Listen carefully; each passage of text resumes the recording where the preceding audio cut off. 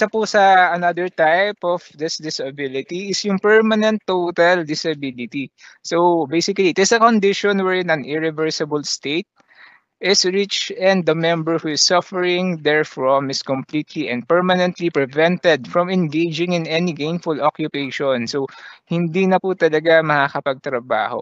Doon po kasi sa permanent partial kung mapapansin niyo po, finger lang, buong kamay lang yung natanggal. Though hindi lang naman siya buong kamay lang pero there's still an ability to be employed under some circumstances or other employers siguro, no? Hopefully hindi po nagdi-discriminate. But with this type of disability benefit, which is the permanent total, there is no way na po, no? So medyo mahirap na po talagang ma-employed since kung permanent total na po yung disability ng membro, mahihirapan na po talaga siyang makapagtrabaho. So this is covered under this type of disability benefit, the permanent total. So yun po yung pinagkaiba ng dalawa. So paano po ba makakapag-qualify dito? Ano po yung kailangan? Kailangan po meron siyang at least 36 monthly contributions bago yung semestre ng pagkakabalda niya or aksidente, kung ano man po yung nangyari kay member. So kung hindi naman po niya na-fulfill yung 36 monthly contribution, let's say 35 lang yung na-contribute ni member, unfortunately, before mangyari or bago yung semestre ng pangyayari ng kanyang disability, makakatanggap lamang po siya ng lump sum benefit. Okay? Question. Pwede ko po bang bayaran yung 1 month na yon para lang mag-qualify for this disability benefit? Kasi 36 yung kailangan, meron na akong 35. Pwede ko bang hulugan ng isa para lang mag-qualify, no? Unfortunately, hindi po. Since that would be paid and then yung payment niya is ginawa under that semester of contingency, hindi po talaga makakwalify or hindi magagamit yung contributions na yun na dinagdag for that particular benefit. That's under the resolution or the SSS law. And also, kanina ko pa naririnig or kanina ko pa binabanggit yung semester of contingency. Ano ba yung semester of contingency or paano inukuha yung semester of contingency? Let's say na aksidente ako this March. March of 2022. So basically, to get a semester of contingency, we get kailangan natin makuha kung kailan nakasama yung particular month na yon or day sa quarter. So kukunin natin yung quarter na yon and then uusog tayo ng isa pang quarter pabalik to get that semester of contingency. So basically, kung March tayo nagkasakit or nabalda, that is part of the first quarter of the year, which is January to March. That's 1 quarter. And then babalik tayo ng isa pang quarter, which is the October, November, December, to get the semester of contingency. So my semester of contingency or yung semestre ng aking pagkakabalda is October to March. So before daw ng October 2021, dapat meron na akong posted na 36 months of contribution. Otherwise, I won't be able to get the monthly pension. Lump sum lang yung maibibigay sa akin for this permanent total disability. Okay, so under the permanent total disability, ano-ano po ba yung mga matatanggap kong benepisyo? So basic po na meron tayong monthly pension. A member should have at least 36 monthly contribution and lump sum nga po kung hindi niya na-fulfill yung condition na yon. And also meron po tayong 500 na supplemental allowance. Every month po 'yan basta po nakatanggap ng pension or monthly pension ang miyembro. And also meron po tayong 13-month pay or 13-month pension. Paid po siya every December to a pensioner with at least 12 months of pension duration. So if 11 months lang po yung nag-grant sa atin ng ating medical doctors, we won't be able to get it this 13th month pension. Number Or we have the dependent's pension, or it is equivalent to the 10% of monthly pension ng member or 250. Kindly note po no, na yung mas mataas po dito, kung 10% man or 250, kung ano po yung mas mataas, yun po yung ibibigay ng SSS. And for each minor child, kailangan po no, up to 5 child or children lang po yung mabibigyan nito. With regards to the minor child or children, it doesn't matter if it's legitimate, illegitimate, legally adopted, or um, legitimated. It doesn't matter kung ano po yung status nung anak, makakatanggap pa rin po sila ng dependence pension up to 5 lang Pero still priority pa rin dito yung legitimate tsaka yung legally adopted before yung illegitimate child or children. So na-discuss na natin kung sino-sino yung qualified, yung qualifying conditions, and then yung mga benepisyo. Hanggang kailan ba pwedeng i-file itong disability benefit kay SSS? So the prescriptive filing period is within 10 years from the date kung kailan man yung pangyayari ng aksidente or kailan nabalda yung member natin. So hopefully hindi tumagal ng ganito katagal or ng 10 years since medyo matagal po to But what are the basic requirements for disability benefits? So run through lamang po ito So first, kailangan po natin ng disability claim application form, which is downloadable on our website www.sss.gov.ph. A member's claimant photo and signature form, kasama na po siya dun sa disability application form, and the SSS medical certificate form. Also, yung tatlo pong to, available po siya dun sa sa disability claim application. Make sure na accomplished po yun ng ating attending physician within 6 months from the date of filing. So kailangan po hindi masyadong late, huwag po natin paabutin ng 8 months or 7 months before nating i-file kay SSS. Once na na-fill up na ng ating physician or doctor, ipasa na po natin kaagad. Also kailangan din po maglagay tayo ng mga supporting medical records like certified true copy of your x-ray or kung ano man po yung procedure na ginawa sa inyo and also maghanda po tayo ng photocopy since we would still verify or compare for comparison lang po for authenticity process po ng SSS. And also importante po na meron tayong ilalagay na SSS ID or UMID card. If wala naman po available na SSS ID or UMID card, any two valid government-issued IDs would suffice. Okay? Lahat naman po ng mga requirements na to, yung list ng requirements na to is nakalagay rin naman po sa likod ng disability claim application form. Next is, ano po ba yung mga health conditions na qualified as a disability benefit? So ano nga po ba yun So a member may file for disability benefit for all types of disabilities. However, wala naman po talagang specific na sakit ang pinipili itong disability benefit. It is based on our medical doctors.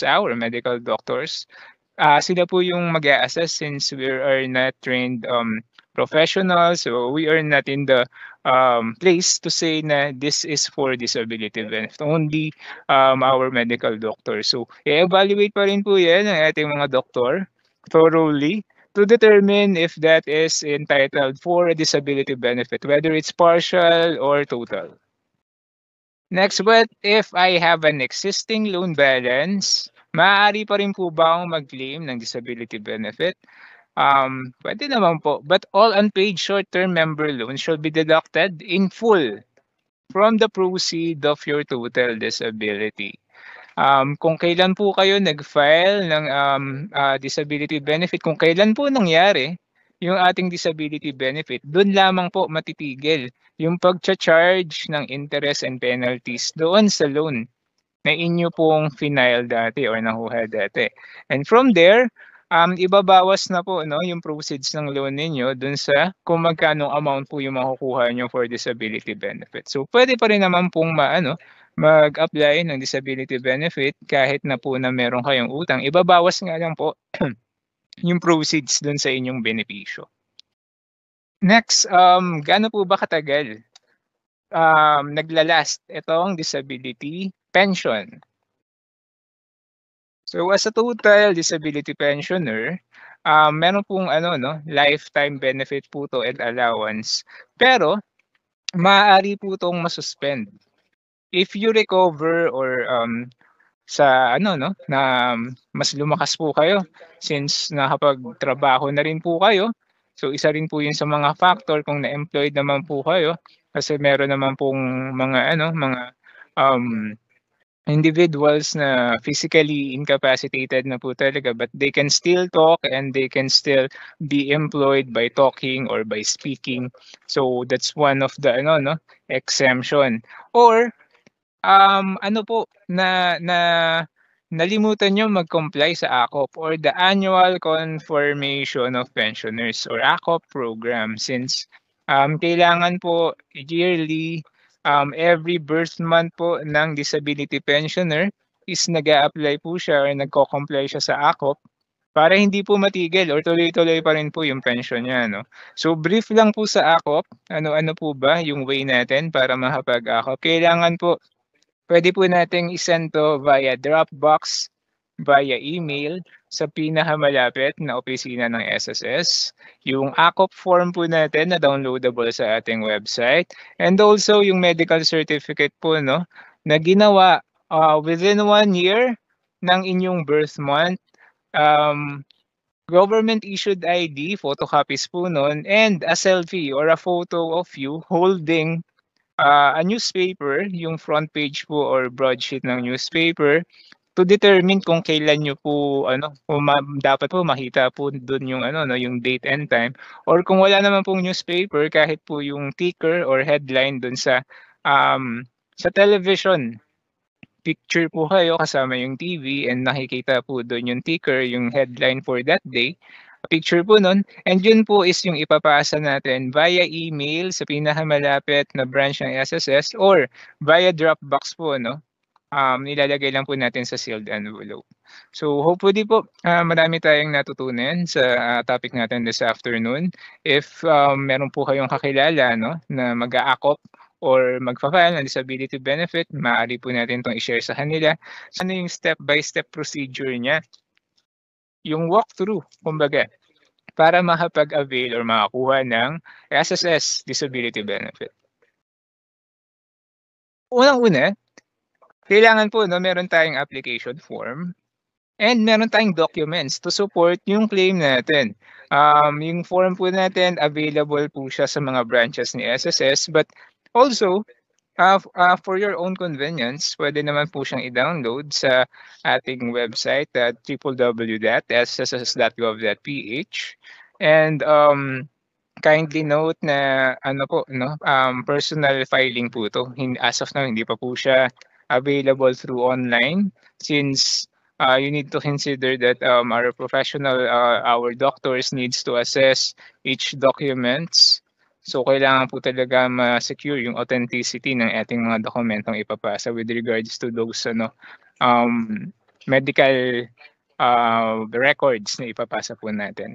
Pangalawa, napaka-importante din po nito, kailangan you have enrolled your, savings account on your, personal registered, SSS portal.